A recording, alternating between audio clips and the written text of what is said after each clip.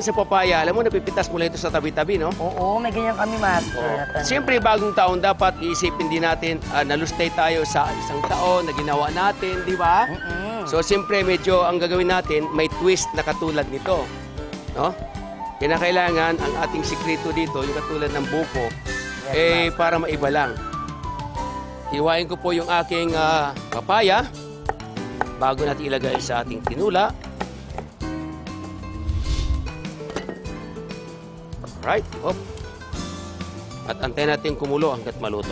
Ayan, ako, Master, meron tayong buko. Asan po yung pangkayo? Hanapin ko po, Hanapin mo dyan. Ayan. Master, hindi ko ata mahanap. Hindi ko mahanap, Master. Malaki ba yung maliit? Maliit lang, pero di bale, kung wala kang mahanap na pangkayod, ito, bibigyan kita ng sikreto. Ito mga sikreto ng mga chef kung paano gagawang alternative. Kutsara lang. Nilulugitin mo lang ganyan. O, diba? Tsaka in fairness, mas mabilis siya makuha, Master. Kasi sanay ako sa probinsya eh. Ganyan ako eh. Tinan mo. Ayan o. Diba? Ganyan ako sa probinsya eh.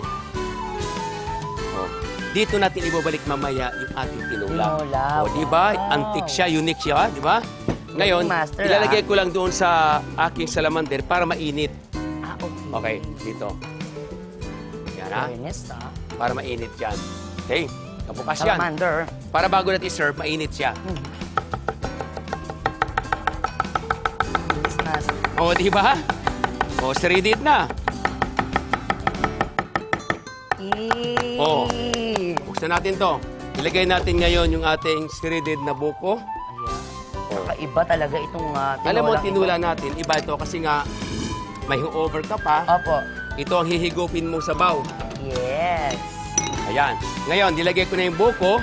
Ilalagay natin ang ating sili. Ito, sili. Ayan. Sili, dahon sili. At, of course, masustansya ang ating malunggay. Malunggay na napakaraming nutrients. Very nutritious. Haluin na natin. Hinuli niyo po yung mga dahon-dahon kasi yan po yun. Kasi nga madali maluto siya, di ba? Kukunin na natin yung buko na ating ininit doon. Ay, ako na, Master, kukuha. Mainit ha, sa ilalim mo hawakan. Opo. Sa ilalim. Ito? Hindi. Ito. Ay, may sa ilalim. nga. Sa ilalim, hindi mainit. Ayan. O, dito patong. In fairness, ha? Ay! Ay! Ayan. O, dyan natin ilagay. Lapit natin. Ako kasi heat-proof na ako. Ayan.